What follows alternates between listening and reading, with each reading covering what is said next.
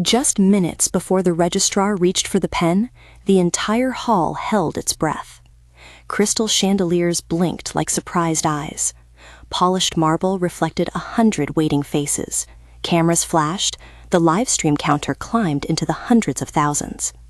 Li Jingye stood at the head of the room, all composed lines and dark suit, his expression a portrait of controlled disbelief. Beside him, the woman the city called his wife lifted her veil with the slow, deliberate movement of someone who had already practiced every face grief and gratitude might demand. The buzz cut off as the mayor's assistant stepped forward with a single sheet of paper and a voice that sounded suddenly thin.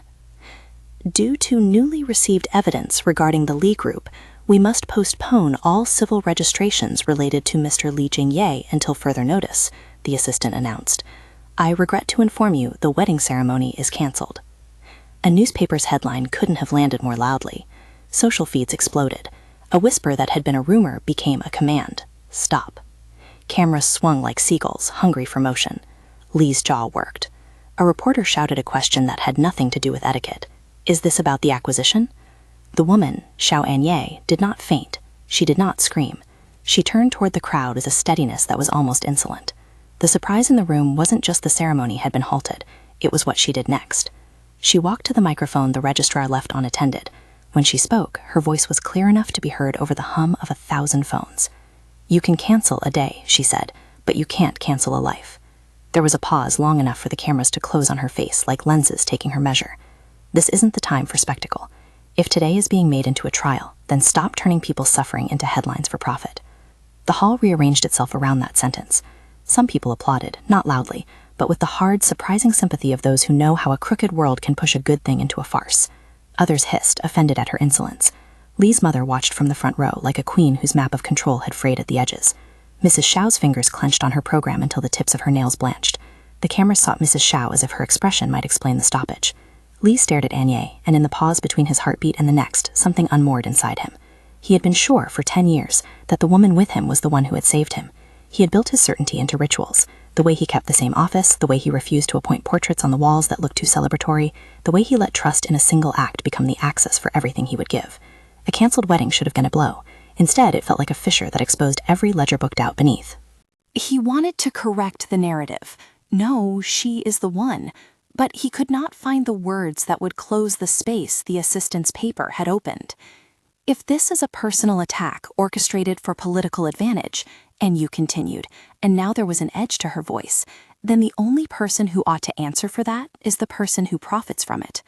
There was a collective intake of breath. A stranger in the second row laughed, low and uncomfortable, the sound of someone realizing they were on a boat listing in unknown water. The cameras panned to Mrs. Xiao. Her lips were a tight, authoritative line. Around Li, old alliances tightened. He had built walls higher than most men his age, and yet in that moment he felt the thinness of anything he'd constructed on certainty alone. One of the reporters pushed forward and asked, Are you saying you won't sign today? And Yu's mouth twitched the smallest smile. I will not be used as a shield by those who think they can buy control with headlines, she replied. If someone wants a marriage to stand, let it stand on truth, not on a stage. It was not a confession, it was not denial, it was a refusal to be humiliated. It turned the spectacle back onto the hands that had arranged it, the family, the corporations, the whispering socialites who counted everyone as either an ornament or a transaction. It was, for reasons no one immediately understood, a clearer demonstration of power than any jewel or speech could have been. If you love twisty romance and complicated moral choices, subscribe for more. This is not a love story that begins with a neat bow. They dispersed under the unsettled sky. Some people went to gossip. Some went to call their PR people. Some went home with an added weight in their pockets. Li walked with the steady gait of a man who had always measured his movements. And Yu ducked into the service exit and vanished into a lane where the city's glare softened into the unlit windows of small shops and flower stalls selling paper roses. She bought one, the cheap kind that never wilted, and held it like a talisman until the paper cut her fingers. After that first day, the story didn't stop. It branched. There were two sisters in a narrow house by a river that seemed to forget it was in the city. Both had mouths that smiled the same way. Both had the same high cheekbones, but their choices drew them down different tracks. Xiao and Xing, the real savior, as the town quietly told the story, kept her hands in fur and medicine. She smelled of antiseptic and something sweeter, like the hay in the small animal stalls where she had apprenticed as a girl. Her hands knew the measure of a dog's pulse, the right pressure to stop a cat from wincing, the precise way to lift a broken wing so the bird would not panic and turn the injury worse. And you knew bills in a language that made her stomach ache. She had learned what to do with a threadbare shelter and a staff of volunteers who loved animals more than they loved themselves. There were nights when she slept in a creaking chair under the fluorescent glow of the clinic room because a litter of puppies needed constant warmth. There were mornings when she pawned a piece of jewelry she never liked to buy medicine. She had traded many things for that shelter, including a brutal economy of pride. There were debts that looked like letters, and debts that looked like hospice against sagging rafters. Mrs. Shao had stood between the two sisters, with an appetite for social assent that could make people dizzy. She preferred to imagine everything as a chessboard. Where most mothers would worry about their daughter's health, Mrs. Shao had always worried about their positions in the right photograph. She favored Anyue for her willingness to play the long game, willing to look the other way, to make the right smile for the right benefactor. To Mrs. Shao, marriages were like mergers, alignment of interests, consolidation of name and consequence. When the Li family looked for a bride, they wanted a woman who would step into their architecture and not demand a remodel. They wanted calm, grace, and the sort of nobility that didn't ask questions about ledgers. Anyone from the outside would have picked on Qing for her steadiness and her way with people. But fate sometimes has a dry sense of irony. The man who had once called the hospital at 3 a.m. with a voice strangled by blood had said from the back of that emergency room, "Who saved me? Where is she?" And somewhere in the nervous flurry, he reached not for An Qing's hand, but for Anyue's, because at that moment, Anyue had been the one who had straightened toward him, with bleeding hands and a blunt, practical calm. Li had never forgotten that night. He had built a private altar of gratitude in his heart, and folded that night into every decision since. He was a businessman who turned memory into covenant. When he returned from overseas 3 years later, he brought with him not fireworks and champagne, but an austere promise. He would find the woman who had saved him and make a life respectful of her courage. He found a woman with the same eyes as the one he'd seen in the emergency room, because the two sisters looked enough alike to fool anyone who tried to see a single grain of truth. He accepted the face he was given, because it fit the script of gratitude and closure he wanted. He extended his offer with the weight of gratitude and power balanced together, the two things a man like him thought could answer almost any moral question. It was never supposed to be permanent at first. There had been a quiet agreement between Anyue and her mother. Play the part, take the comforts for a while, secure the shelter's pay, and then decide. Anyue told herself the deception was temporary, a bridge built to get to the other side. Her help had always been transactional. She had always known how deals were struck. She had not intended love. She had not intended to take refuge in the illusion. But kindness has a way of being mistaken for affection, and when someone is as used to being saved as Li Jingye was, when gratitude becomes a lodestar, awkward arrangements can calcify into something that feels like forever. At the shelter, the staff called Anyu "boss" affectionately. She handed out directions with a pragmatic bluntness.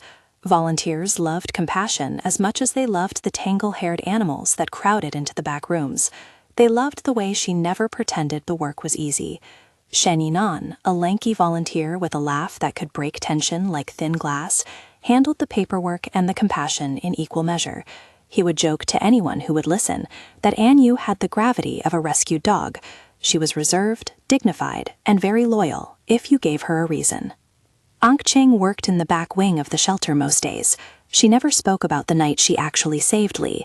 Her standards of modesty made public accolades feel like an intrusive light. She kept a small scar behind her ear that had become for her something like a private map. When she healed animals, she never asked for thanks. When speakers from city charity boards came, Angqing would step back and say simply, "We do what we can." And yet, there were moments when Angqing's voice was soft enough that a listener could hear its bone-deep conviction. "You can't call what we do a failure until the animals stop wagging their tails," she would tell volunteers whose hands shook with exhaustion. Her love wasn't dramatic. It was a sort of steady insistence, the sort that sings in underslept eyes. When Anyu took the role beside Li, she brought a discreet list of priorities. Shelter funding first, appearances second, private life third. There were negotiations that only 2 people in those positions could understand. She accepted gifts, but she turned down portraiture. She learned to carry herself as someone who had arrived in a world she didn't always understand. An innocent who was wise enough to keep secrets and practical enough to count the pills in the cabinet. She did not, in the early days, expect to become adored. She expected gratitude, which felt safer than love because gratitude came with contracts and receipts. Mrs. Shaw polished the story for the circles that mattered. She is a devoted woman, she would tell the right hosts. Humility is charming in the right measure. It was a performance she directed with the efficiency of an executive producer. Somebody had to ensure the correct optics for a corporation about to bring a marriage into its portfolio. Li's inner circle adjusted their tone when Annie was present. They found her presence disconcertingly honest. To the Li Group's board, she was both a source of rumors and an asset, a human narrative to soften the public face of a man who didn't want to be seen as merely a corporate engine. Meanwhile, somebody else, someone outside the family, was watching for cracks. Zhang Liangping did not believe in charity. He believed in acquisition, in clawing a market share out of someone else's hands. For years, Zhang had been circling Li Group like a predator that knew the best time was when its prey looked away. He cultivated lawyers, placed ads in newspapers, liked to plant a rumor like a seed and then watch what was ready to sprout. Zhang's methods were surgical and patient. He had the resources to buy dossiers, to pay for the right whisper, and to place a skilled operative in an anonymous seat at an auction where the right jewelry could be photographed and later used as proof of an impropriety. He took joy in leverage. For him, the city's institutions were instruments, not gods. He arranged for a photo of a necklace to appear in the right place at the right time. He placed a slender note in the hands of a reporter with excellent choreography. He wanted to force Li into a position where decision-making would be compromised by headlines rather than strategy. The first public sign of sabotage was small. A trusted analyst at Li Group mentioned an unusual pattern in daily trades, slight, almost negligible dips that added up. Then a whistleblower, anonymous and dramatic, sent a letter to the financial press about offshore accounts with tantalizing but unverified implications. None of those things would normally sink a man like Li Jingye. Corporations survive rumors, but when they were carefully nested with pictures, statements, and the timing of a wedding, the air turned thinnest for him. The auction was the place where social and corporate worlds overlapped, a glass house for the city's most delicate vanities. Li walked through it with an ease that made people admire him the way they admire in-season art. He was a man used to bending a room without raising his voice. When the lot came up, the necklace, a brilliant circlet that glittered like a halo, Li listened politely while a bidder made small talk. The woman by his side, Yu, remarked on the craftsmanship with the kind of practical curiosity that made those around her oddly nostalgic for straightforwardness. Mrs. Shaw watched from the second row. She sent an approving smile into the air like a coin into a fountain. The necklace sold for a number that looked like an accounting chapter, enough to buy a year of prescriptions for the shelter, perhaps. Someone in the crowd noted that the necklace would be a perfect symbol, and an assistant long enough to be noticed slipped a photograph of it into a journalist's bag with the pretense of a casual show-and-tell. At the shelter, time was a different currency. A montage of mornings, Yu awake before the sun, administering fluids to a cat that had been left on the doorstep, negotiating a better price for flea medication over a phone that constantly buzzed. The animals crowded around like an audience that expected only one thing from its caretakers: survival.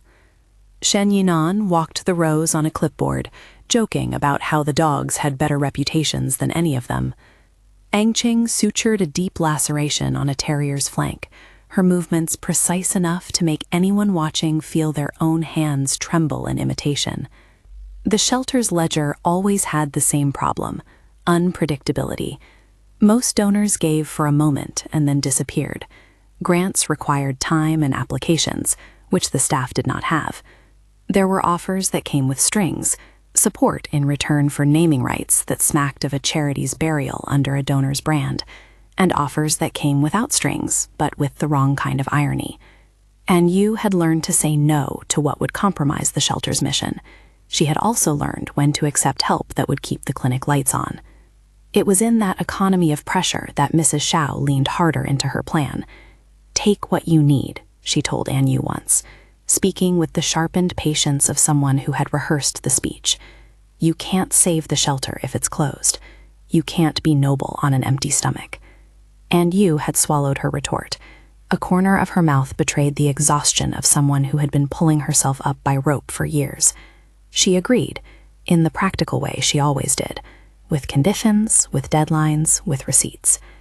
Ang Cheng, who saw these transactions with a doctor's directness, tried to study her sister. Once you hide the truth, it's harder to find your way back, she warned, in the kitchen that smelled of broth and lemon soap. The shelter won't appreciate it if people think it survives on deceit. An Yu's reply was thin and honest.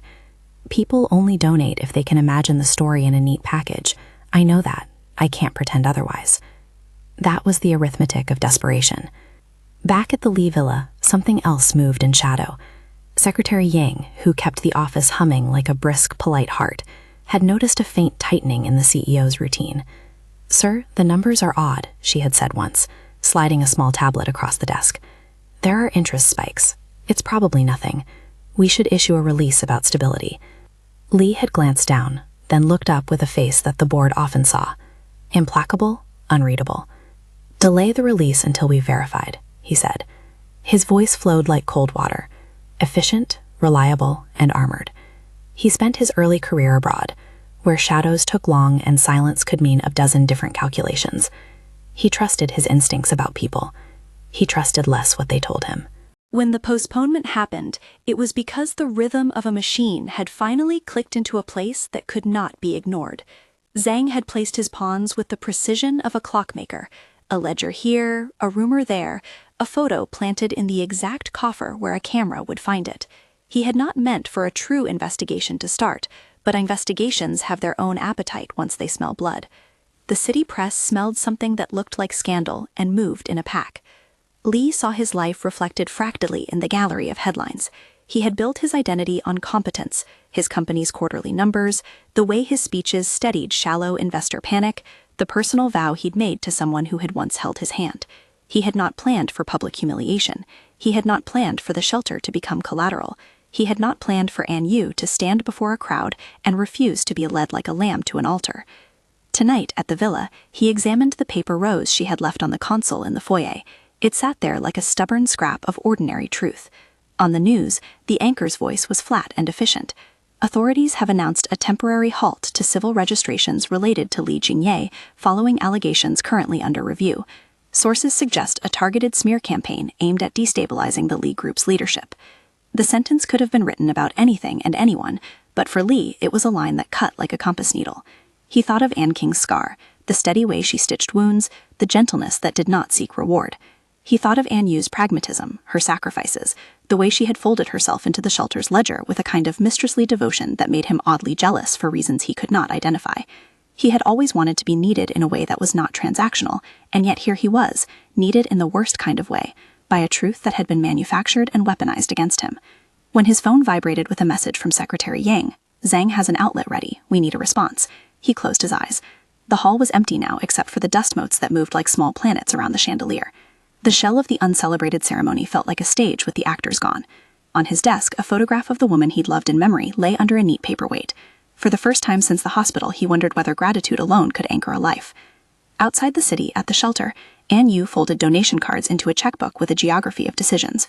Shen Yin and An brought in a crate of rescued rabbits who smelled of travel and shock. An King took them in with quick, clean hands. The news from the Li Group came to them like rain, a distant, cold downpour that threatened to leak into the fragile greenhouse of their shelter. "Eviction notices from Municipal Health," a volunteer said with a voice like a torn page. "They're checking all our permits." An Yu's hands stopped. She pressed her palm to the paper and felt the thinness of the promise it represented. Shelter as an address, a place where people could bring broken things and have them patched.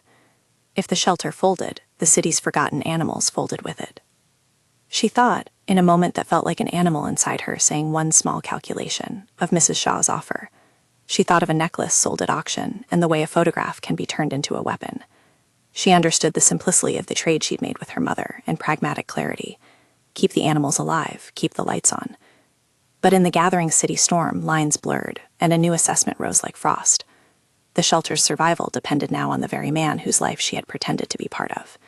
The calculation shifted from "how do I keep us afloat" to "what will I do if the cost is more than I can pay?" She could have folded into panic. She could have tried to sign anything and everything and hope for the best. Instead, she closed her eyes and counted inventory, the shelter's value and its vulnerabilities, and made a decision. That night, when the city glutted itself on gossip and lawyers penned their cautious op-eds, a small team of people met in a back room at the shelter. They drew up a plan that was both legal and blunt. They reached out to a small legal clinic that took pro bono cases.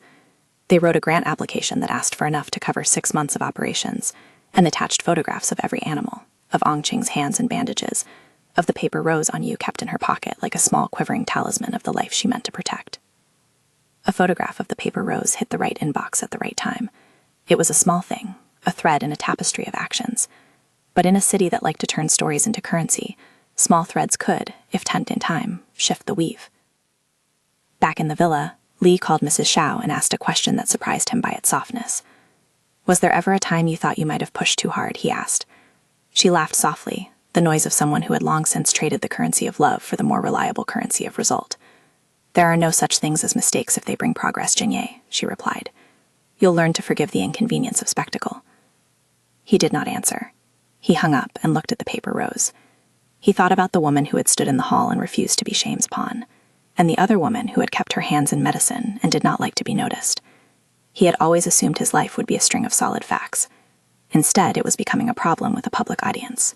When the first arrests were reported, shadowy figures rounded up not for the accident that had put him in the hospital years before, but for an elaborate web of accounting irregularities that looked as if they'd been stitched to harm him. The city rushed to retell its own story. Li had expected betrayal in some figurative sense. He had not expected the legal world to pluck the thread so quickly. He called Secretary Yang, who was already 3 steps ahead. "Contain the leaks," he said with a voice that had the distance of someone who had been prepared for many things, but whose heart kept doing its own unpredictable arithmetic. At the shelter, television footage showed a courthouse with a line of people and the words "Investigation ongoing" running in a transparent band at the bottom of the screen. Volunteers whispered their own speculations. Shen looked at Anye and tried to joke, but the laughter fizzed out. "We need to be ready for everything," he said, though he wasn't sure what everything included. Then, in the first half of the evening, a single email arrived to the small cohort of shelter supporters. It came from an anonymous donor who claimed to have been moved by the paper rose photograph. The donor offered, quietly and without fanfare, enough to cover a year's operations if the shelter would allow a small board member to oversee the funds to guarantee transparency. Anye read the email and felt the familiar itch of suspicion. "We don't want strings," she said aloud. Anqing looked up from where she was cleaning instruments. Her expression nodded with the simple, inevitable burden of ethics. "Give them conditions," she suggested. "Let them audit, but don't let them control daily care." They negotiated with the donor over email like people who had done this kind of bargaining in the dark for years. A clause here, an audit there, a promise of an annual report that would not compromise the shelter's independence. It was the kind of deal a pragmatic woman knew how to make without surrendering heart. The shelter would be safe, for now. The paper rose felt heavier in Agne's parpet. Across town, a narrative had already been set by the cancelled ceremony. Some called it the CEO's big mistake. Others called it the cautious action of a man protecting his company. Some thought it was a strategic retreat. In online comment sections, people argued furiously about class, about powers the size of mountains, about what it meant for a woman to speak truth in a room that expected her to cry. Li wrote a brief public statement that night. It said very little and said it with the usual clarity of corporate language. "We will cooperate fully with all inquiries. We are confident that the underlying truth will emerge." It was careful. It was faithful to the kind of man he had trained himself to be. It was also, unconsciously, a question hanging in the air. How much of me is what I remember, and how much of me is what someone else has told me to be grateful for? Anne Yu, at 2 a.m, sat at the shelter's back porch with a faded blanket over her knees and the paper rose curled in her hand. Somewhere in the city, Li Jingye sealed under a different light and looked at a photograph of a woman whose smile he remembered from a night of sirens and hospital lights. 2 sisters slept in the same house, the distance between them measured in truths and bargains. Zhang leaned back in an office that smelled faintly of expensive coffee and satisfaction, and scrolled through the first string of commentary that suggested his plan was already working. The cancelled ceremony was not an event so much as a fulcrum. It tilted the city and left people trying to balance themselves in new ways. It made the shelter's seams visible. It made Mrs. Xiao's strategy more urgent and more precarious. It made Li rethink how he had always measured moral obligation. It left Anne Yu with an arithmetic that included shame, survival, sacrifice, and now a fragile lifeline that might or might not hold. And it left the question of who actually saved Li years ago drifting in the city's undercurrent like a hidden current tugging at unseen ropes. Some would search for the answer with sharp instruments, others would not care. For now, the city's headlines pulsed with the excitement of a story in motion. For the people living inside it, motion meant decisions and consequences, and the slow, careful work of mending what might be broken. At dawn, before anyone else stirred, Anne King came to the shelter with a white paper bag. In it were antiseptic wipes and a small paper rose, the same kind Anne Yu carried by a vendor who sold them cheap outside the registration office. Anne King set them on the table and looked at her sister. "We can do this, however they try to break us," she said. Her voice was steady, as if steady hands could move the world back into place. Anne Yu gave back the rose and closed her fingers around the stem like an agreement. "We'll do it our way," she replied. "But be ready. Things are going to get worse before they get better." The next morning, a photograph of Anne Yu at the registrar, safe, defiant, with the city behind her, surfaced in a different column, accompanied by a new allegation. Someone from Li Group had diverted funds to a private foundation. The photograph was cropped so that the paper rose lay almost invisibly in Anne Yu's hand. Zhang smiled at his desk. He had arranged a pattern of pressure that would test everyone involved: the Li Group, the two sisters, the shelter, Mrs. Shaw's appetite for social leverage. It was a game he intended to win, and designed to be small enough at first to be plausibly deniable. He had underestimated the shelter's stubbornness, and overestimated the city's appetite for cruelty. But the piece he had not planned for, what would become the pivot point, was the reaction Anne Yu had shown at the registrar. In the public's eye, she had become more than a passive figure. She had become a problem solver in heels. She had become someone the city wanted to know more about. She had become, in the eyes of some, an inconvenient mirror for those who assumed vulnerability meant weakness. Li read the latest piece with an uncomfortable attention and then closed the tab. He called Secretary Yang and asked for the boardroom. He wanted to meet with people who would tell him what to do next. He wanted to be the man who managed crisis with the same cool hand he had always used. He wanted to preserve a company that sustained thousands. He also wanted, if he was honest in a way few allowed him the luxury to be, to know who had really saved him and why he had let his gratitude become the architecture of a life. Down at the shelter, a van pulled up with a notice stamped in red. Municipal inspectors were conducting an unannounced review. Volunteers rushed to organize paperwork. Phones buzzed in a small offensive. Angqing moved like a steady current through the room, organizing, comforting, stitching, performing the small miracles that kept life from tipping into chaos. As the inspectors came in, their clipboards heavy and their faces officious, Anne Yu stepped forward and spoke plainly. "We have our permits. We have records. If there's something you need, we will show you. We won't hide what we do." She was, in that room, again refusing to be anything but responsible. The inspectors shuffled papers, they took photos, they left with the promise of more scrutiny. The shelter passed for now, but it had lost the fragile benefit of unquestioned goodwill. Someone had turned the light on and left the room open for a better look. Li, at his desk, put his hand over the paper rose and felt how ordinary it was. Paper, glue, a smudge. He did not know then that the rose would become a symbol for more than a token. He didn't know the shape of the danger Zhang had set in motion. A board member with carefully placed leaks, a legal assistant with an overeager pen, a photographer with a camera trained on the wrong wrist at the wrong moment. He didn't know how soon he would need to decide whether he would let a narrative surgically remove his own agency, or whether he would shelter those he had promised to protect. But the day had already been rearranged. The canceled ceremony had been a public slice, and now the private rooms were busy with quiet motions. Paper signed, phone calls taken, plans made. All of it was fuel for the unfolding drama. Each person in this story, Li, Anne Yu, Angqing, Mrs. Shao, Shen Yinan, Secretary Yang, even Zhang, began to make choices that would stack on top of one another like shingled tiles, each dependent on the weather of headlines and the personal weather of hearts. Night fell again. Somewhere, the city's gossipers triumphantly placed a $sign next to any moral crisis. In small rooms lit by desk lamps and cheap fluorescents, people made lists. Anne Yu wrote a list of who she owed favors to and who owed her nothing. Angqing forged a plan to petition animal advocates. Li read legal briefs with the same patient, exact attention he'd once reserved for acquisitions. Zhang arranged the next 2 steps of his campaign. Mrs. Shao called a benefactor with an insistence she dressed up as diplomacy. The cancelled wedding had been the match. The story smoldered and would not easily be put out. And yet, for all the public theater, there remained a smaller, quieter truth weaving among them. Whoever had saved Li in that hospital years ago had done an act that should have been anonymous. Then, in a world that confuses gratitude for contract, someone had tried to make that anonymity into ownership.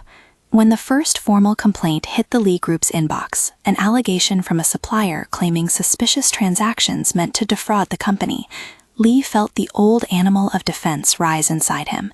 He would not be prey. He had built his life on the ability to respond, not react.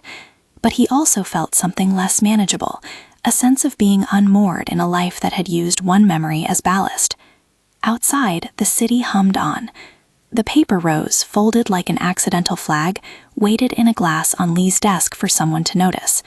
Inside the shelter, someone patched a wing and watched an animal take flight. The sisters circled one another in their small house, each with her own currency of endurance. Zhang prepared an announcement for the morning. Mrs. Xiao rehearsed a speech for a charity gala. The first chapter of a public humiliation had closed in the registrar's marble glare. The sequel, legal measurements, identity questions, the revelation of who had really saved the CEO, had not yet been written. The players were still aligning. Each of them began to feel how precarious a position can be when the public believes a story that may not be whole. And the paper rose, an object so small it laughed at grandeur, sat quietly waiting for someone to decide what it would mean. When the city had finished chewing on the first scandal, it went hungry for the next course. Zhang Liangping, believing pressure would topple a king if applied in the right places, tightened the screws.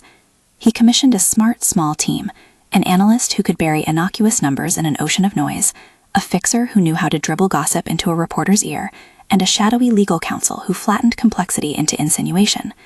They moved like a slow machine, predictable and fierce.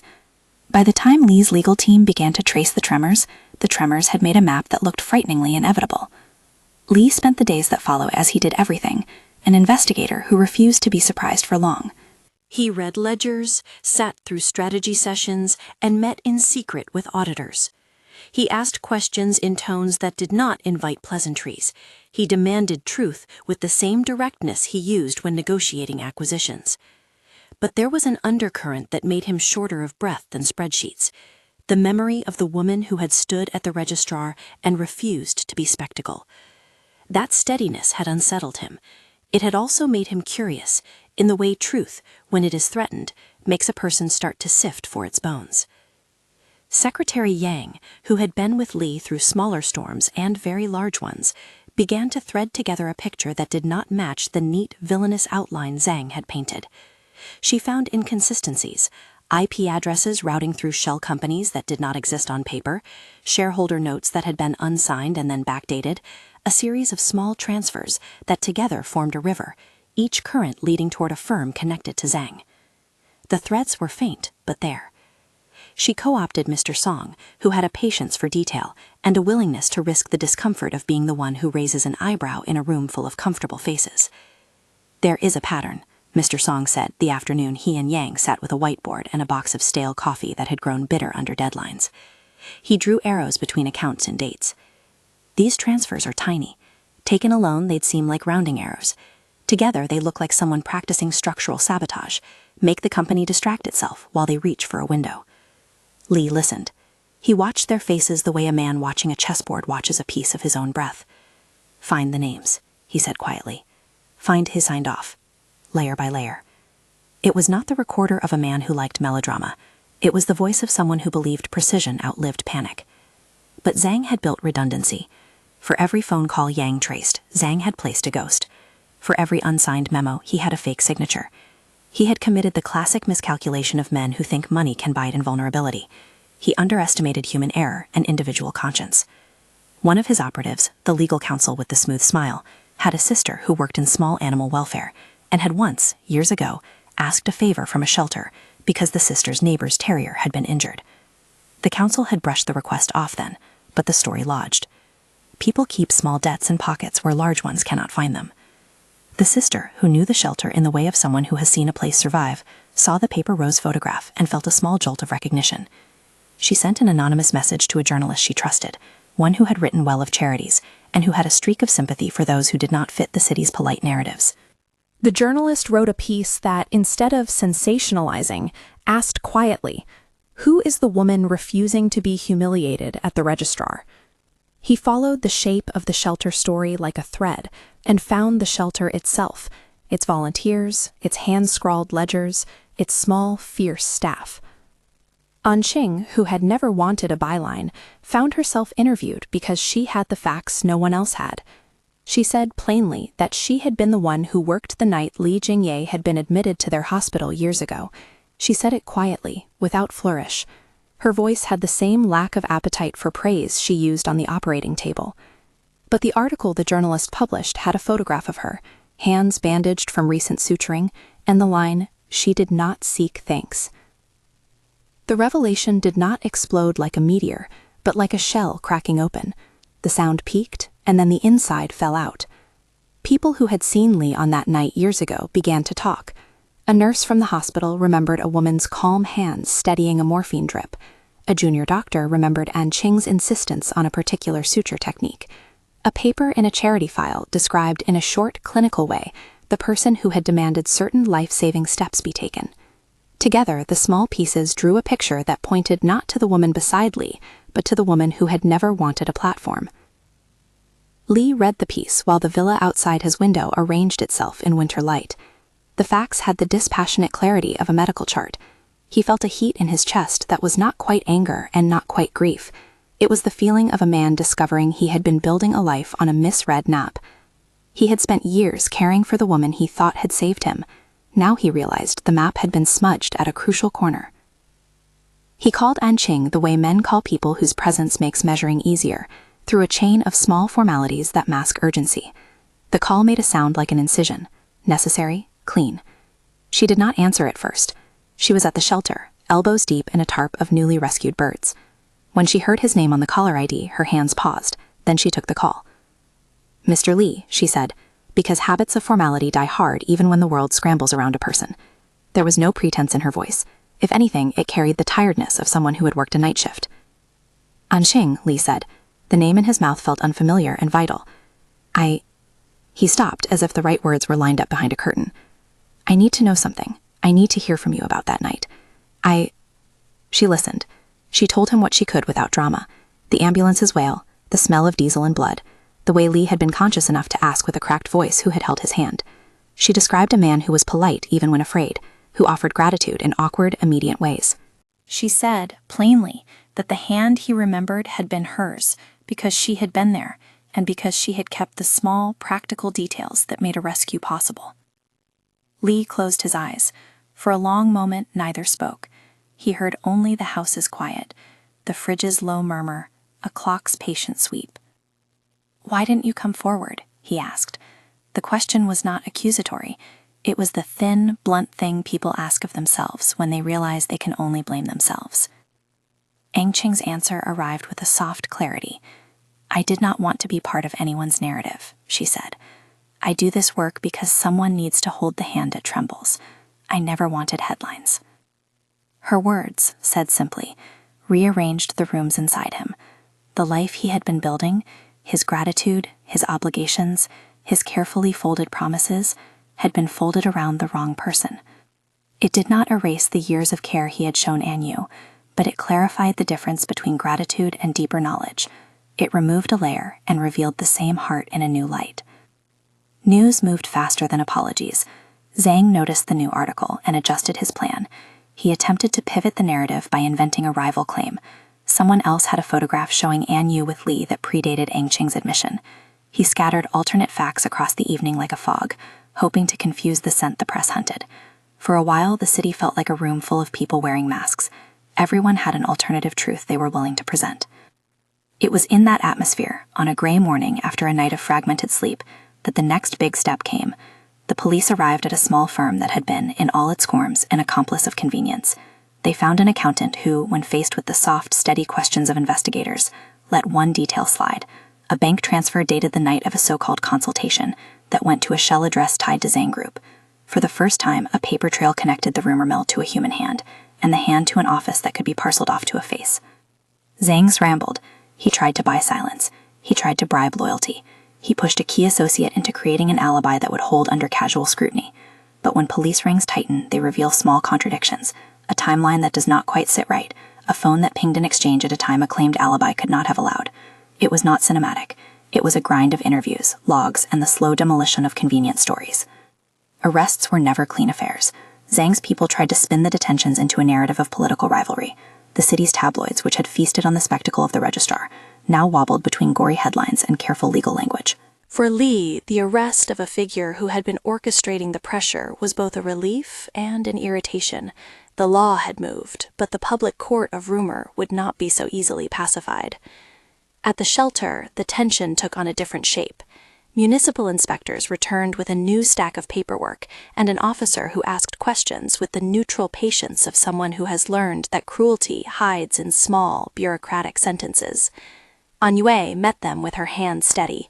She had a file now, audited accounts, the donor agreements with the careful clauses she and Anqing had negotiated, and a clear explanation of the volunteer chain of command. She handed the officer a packet and did not flinch when the man read the lines that might have appeared suspicious to someone unacquainted with charity work.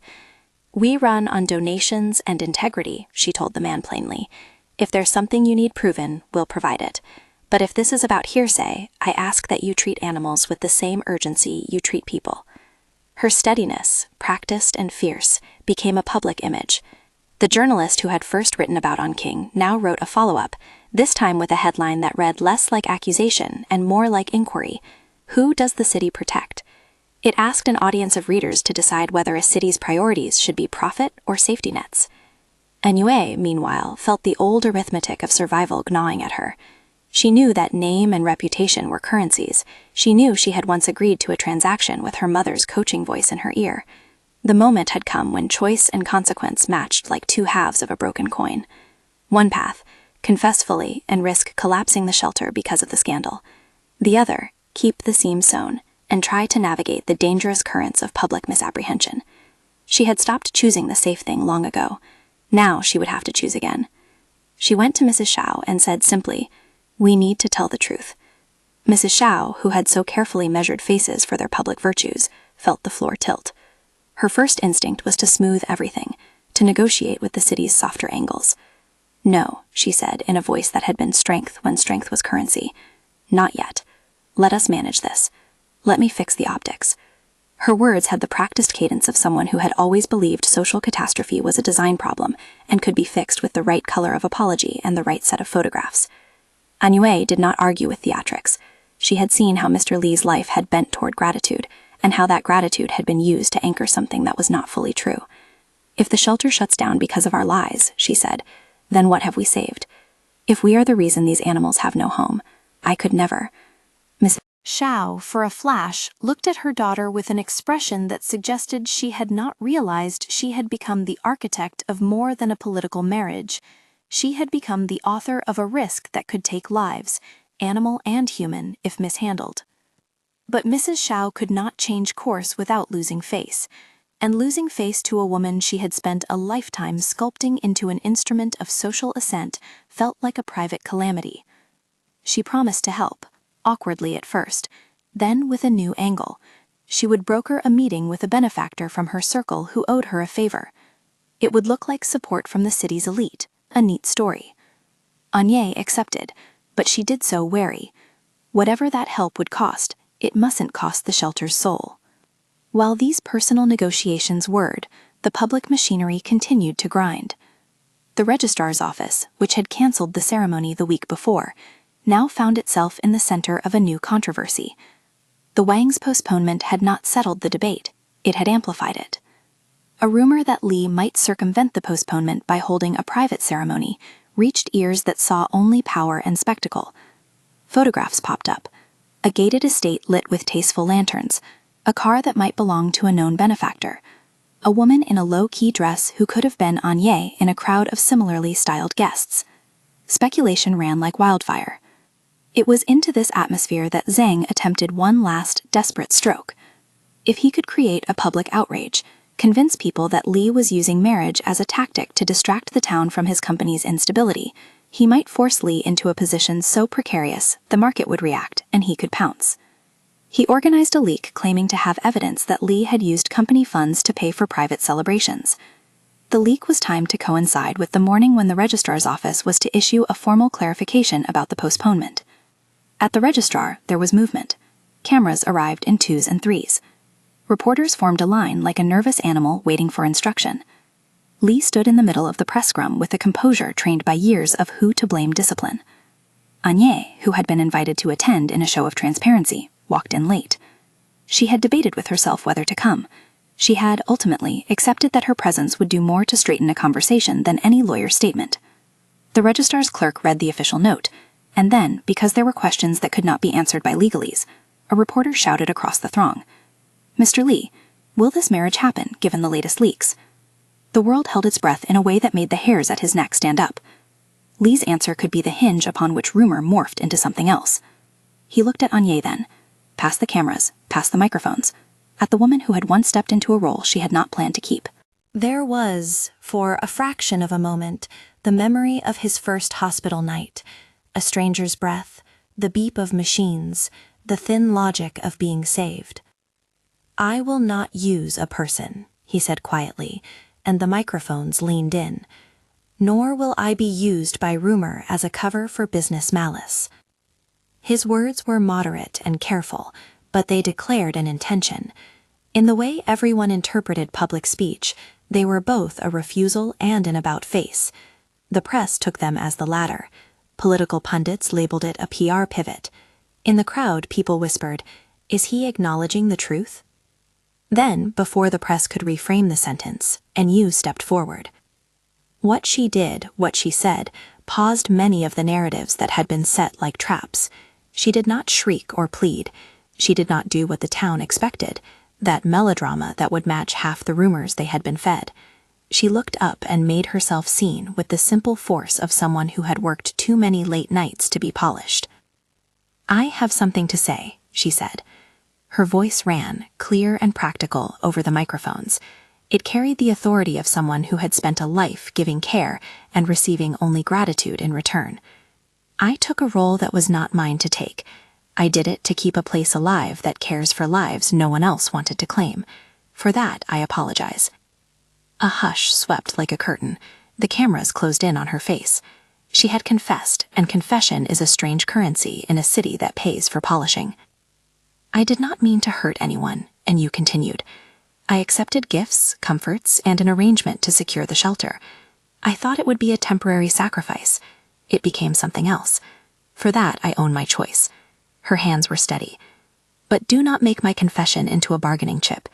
If you are going to use someone's mistake to wipe out a place that saves animals, then you are choosing cruelty."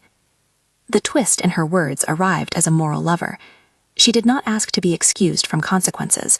She did not beg for mercy as if the shelter itself could be used for private absolution. She set a condition. If anyone believes justice must be satisfied by punishing individuals, then let justice not punish the innocent alongside the guilty. If this is about truth, then those who profited from lies must also be accounted for. If this is about damage control, do it lawfully. Do not use a shelter as collateral. She turned and looked at Mrs. Yao without bitterness, but with a clarity that made the mother flinch.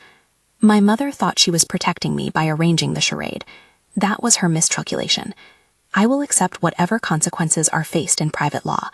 But in public, if my confession risks closing the shelter, I will not allow people to use my name to close doors for animals who have no voice. The unexpectedness of her reaction was not a stunt. It was a moral core laid bare. In a city that had liked to see her as a sacrificial pawn, she had instead asked for proportionality and for the protection of the vulnerable. People who came looking for spectacle found themselves confronted with ethics. Li felt himself rearranged by the confession. He had been building his life on a series of assumptions. One of them was that his gratitude could be exchanged for certainty. Instead, the moment made him see the porous parts of his own privilege. He stepped forward into the microphone's small, bright world and said something that would ripple farther than any press release. "Miss Shao," he said, the formality slipping as he used her family name, "you did not have to carry this alone." The sentence was not an absolution. It was a recognition. He looked at the cameras and continued, "There is no dignity in weaponizing charity. I will personally ensure the shelter receives funding adequate to sustain operations during the investigation. I will set up a trust with independent oversight. I will pledge to protect those who shelter the city's animals from becoming collateral. The pledge mattered not because it was delivered on network mics, but because it changed the calculus of the moment. It was a public promise that used his capacity for good to replace the rumor's cruelty. It did not erase the deception NUA had committed. It simply refused to let the deception cost the lives of animals. In a city that had been eager to punish, his reaction mitigated harm. The word refused hung there and was heavy. For Li, making that pledge forced him into a decision. He would either use his influence to protect or to hide. He chose to protect, and by doing so, he risked his standing with certain board members who saw the matter as purely financial. But he also felt, with a clarity that surprised him, that the act of protection would be the true ledger against which his life would be measured. Zhang's office watched the pledge and recalculated. He had hoped any scandal would weaken Li's ability to act. Instead, Li's action transformed the narrative into a new domain: responsibility. People admired responsibility. They punished those who dodged it. For the first time, the tide turned against the saboteur. Investigators tightened their net. Secretary Yang, with Mr. Song, and the hesitant courage of those who had been complicit in passing along rumors, produced documentation that traced payments and instructions back to specific accounts. The evidence was not a sudden, immaculate stroke, but a painstaking compilation: memos, emails, bank transfers, and the signatures of a legal counsel who had tried to position pseudonyms as reality. The counsel cracked under pressure and, with the chance of a reduced sentence, supplied an interview that named names. Zhang saw the walls close. He attempted to flee the city in a move that would have made a better headline if it had not been so clumsy. A private jet booking that left a trail in a travel log. A hurried exchange that flagged on a ledger. A phone call that pinged a number under surveillance. The arrests that followed were methodical, the kind of procedural choreography that leaves scars but not miracles. Zhang's power collapsed like a building whose supports had been quietly undermined. Mrs. Yao, confronted by the facts, learned a different lesson. No one arrested her. Her crimes, if crimes there were of moral miscalculation and of mistaking social advantage for necessity. She lost a number of social relationships. Donors who had enjoyed the association cut loose when scandal suggested a different appetite. At the same time, the public saw a woman who had tried to secure her daughter's futures with tactics that, while understandable in the arithmetic of status, betrayed deeper values. She made a public statement, an apology that was halting, honest, and without the defensive armor she often wore. "I wanted my daughters to have a safety that I never had," she said on live television, her voice thinner than habit. "I thought I was arranging a path. I misread what would come if we allowed ends to justify means. I am sorry." Her apology did not absolve. It did, however, open a difficult possibility for repair. She would be shunned by some, forgiven by a few, and left to reckon in private with the cost of her choices. And Yu, for her part, did not relish the sight of her mother in shame. She had loved the woman who had taught her the currency of survival, but she also declined to let the act of confession be swallowed into a familial theater that would avoid accountability. The shelter became, oddly, the place for their reconciliation. The work there required action, not speeches. With Zhang's men in handcuffs and the media rotating away from the scandal as all storms eventually dissipate, the emphasis shifted to repair. Li's legal team set up the trust for the shelter funding.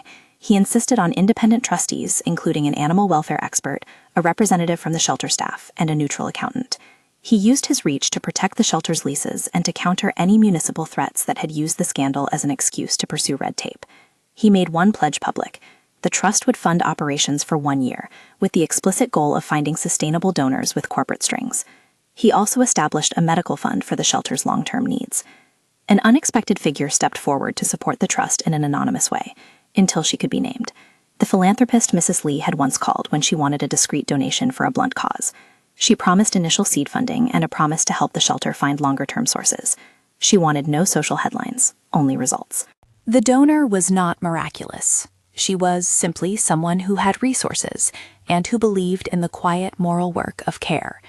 She asked for transparency and for the shelter to remain autonomous. The shelter's future, for the first time in months, looked possible. In the quieter rooms of consequence, NU and N King confronted the thing that had driven them into different choices: shame, survival, and the invisible economy of compassion. NU sat across from N King. the two of them surrounded by the animals they loved, a small chorus of life that made human dramas seem both urgent and silly. "I did it for the shelter," Enyu said again, the words brittle with the weight they had been given. "I thought if I took on the face, I could buy time. I didn't think it would become this." King watched her sister with hands that had stitched many wounds, and not all of them physical. "You chose a path because you thought it would save the animals," she said. "It did. But at a price we didn't agree to pay. We will have to pay now, honestly." Enyu nodded. She began making a list of restitutions, return of some gifts that were legally required, a public statement of responsibility, and a plan to step back from the circles that had taught her a false lesson about dignity. She also promised privately to remain with the shelter, not as a figurehead, but as a worker. Her confession and the way she publicly handled it had shifted her role from imposter to someone trying to rebuild trust. The public, in time, stopped watching the shelter as if it were a stage and treated it as what it was, a fragile institution that needed steady hands. Donors who had been curious now became committed. Volunteers returned in numbers that hinted at a new kind of community, people who wanted to be part of a thing that had been bruised and chosen to heal. Li, through it all, felt himself learning the difference between gratitude and knowledge. He had spent 3 years building architectural rituals around a memory. That memory resettled. It became not an idol, but a footnote that led him to someone whose character he had not fully known. He found in King a blunt kindness that did not wish to be rescued. He had in Enyu a practical courage that had been misdirected but was not false. He had to reconcile both, the woman who had saved him and the woman who had chosen to save others using a different calculus. There came finally a moment that demanded a private reckoning made public. The city had calmed from its fever. The trust for the shelter had been signed. Paperwork, signatures, and a modest ceremony attended by people who cared more for animals than headlines. Li attended because it felt right. He stood not as a man whose dignity had been restored by arrests, but as a person who had made a choice. Afterwards, in a small garden not far from the shelter's back porch, Li asked King to speak with him alone. The two of them sat among the crates of supplies and the small barking chorus of contented dogs. A paper rose lay pinned to a crate, awkward and emblematic. 2 years ago, I thought gratitude could be summed up in a gesture, Li said. I wanted to anchor my life to the act that saved me. I thought if I could make a life safe for the person who reached for me, then truth would be preserved. I forgot that people have reasons to remain anonymous. Ching watched him, steady as ever. You assumed someone wanted the platform, she said. Some of us don't. We do what we do because it must be done. I mistook a willingness to step into a doorway for a willingness to take the whole house, Li admitted. I have been unfair to both you and Enyu in different ways. For that I am sorry. Ching's reply had no theatricality. You can be sorry, she said, and you can show it. Actions matter. She paused. We both have work to do. I am not a petition. I am a person who keeps vows to those who come through our doors. The pause that came after was small and human. Li offered no grand declarations. Instead, he asked for simpler things, to build an honest relationship, to have time to be known. He wanted to learn to be chosen rather than choosing to buy the feeling of being needed. They walked then back toward the shelter, with a slow, deliberate step, animals sniffing their way around them as if to bless the reconciliation. The world outside the shelter's fence still spun on headlines and money. Inside, things were resumed. Stitches, flea baths, food. The city had its excitements. The shelter had its faithful chores. Enyu continued to work at the shelter, but no longer under the fog of imposture. She had stepped forward and faced consequences, returning certain possessions, giving public testimony where necessary, and continuing to accept oversight. The trust that Li had established protected the shelter's finances and assured transparency. It also provided resources for long-term medical care and community outreach. Mrs. Shao, chastened and practical, used her social capital for a different purpose than before. She organized a fundraising gala with the goal of not dazzling the city's elite, but of educating them. Teach donors how to assess charities, how to respect independence, how to avoid buying stories when what is needed is sustained support. The event was awkward at first, then sincere, then useful. People who attended left with a different memory of the woman who had once been a strategist and was now learning to be accountable. The necklace that had once lain at the center of a photographer's frame took on a new life as well. It was auctioned not as a symbol of an illicit transfer, but as a fundraising in a very public, regulated sale. The proceeds went to the medical fund. The auctioneer's gavel landed a few times, sending the necklace to a private bidder who promised to donate to the trust. It was a small, public rebirth for an object that had once been used to make people think an image was the same as a person. Zhang faced the consequences of his maneuvers. He did not escape unscarred. His arrest curtailed his ambitions. His few remaining allies disavowed him. The city was not an environment of perfect justice. It was an environment of legal machinery and social consequences that often left stains. He would have to account for choices he had made. That accounting was not theatrical, it was procedural. And in the end, the public's appetite moved on. Newer stories frothed into the foreground: market shifts, celebrity breakups, policy debates. The shelter, which had once been a focal point of scandal, became in a quieter way a point of reference for people who wanted to do something tangible. Volunteers signed up, donors committed. The animals kept being animals, joyous, simple, needing care. Li and Angqing, after months of cautious friendship and careful rebuilding, discussed marriage in a way that was different from before. They did not base a promise on a single night of rescue. They talked about years, not nights. They spoke of regular things: a partner's willingness to care for the other when the world grows rough, the capacity to bicker and then reconcile, the willingness to be known without being owned. It was the kind of conversation that built slowly, like mortar laid between bricks. He asked her, not now in spectacle but in a small ceremony with a handful of friends, to consider creating a life in which truth mattered more than performance. She listened. She did not respond immediately, because she was a person who required time.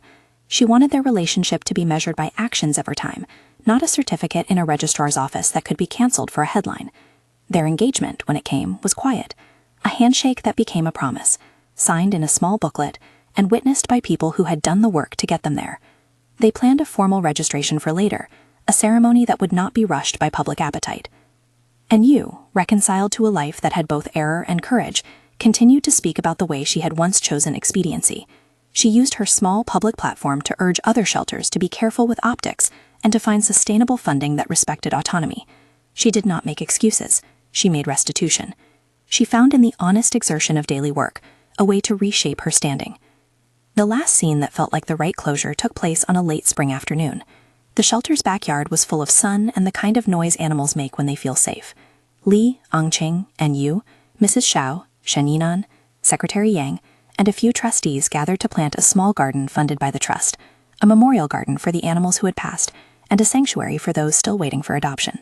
They planted a small rose bush, and at its base pinned a paper rose, not as an ironic gesture, but as a reminder. This rose survived even when it should not have, Anue said softly, looking at the spindly paper bloom.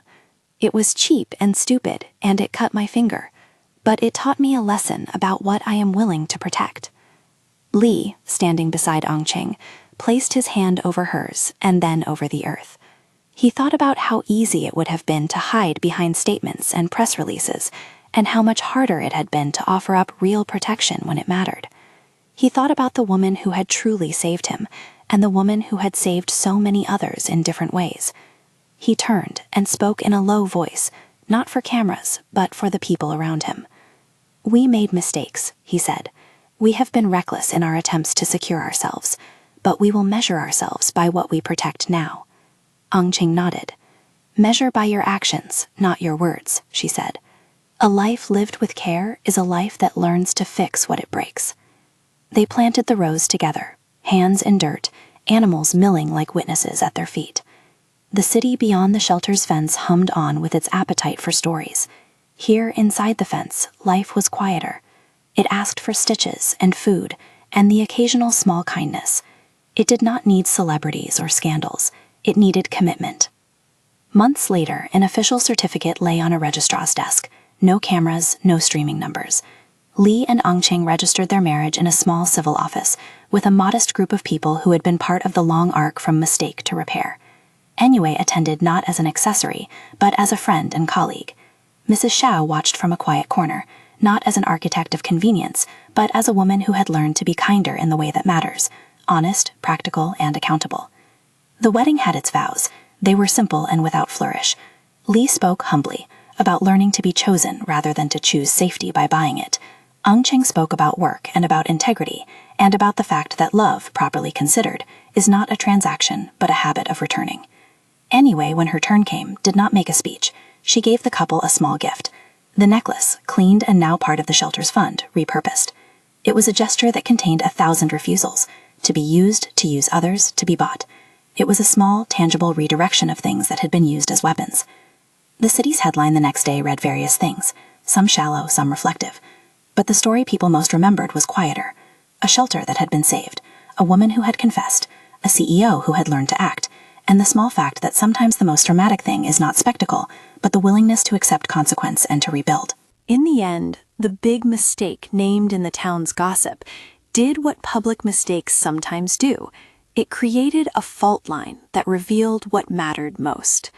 The bride's unexpected reaction at the registrar, the refusal to be either pawn or spectacle, the decision to confess yet demand proportionality, had refocused an entire narrative from shame and scandal to accountability and repair.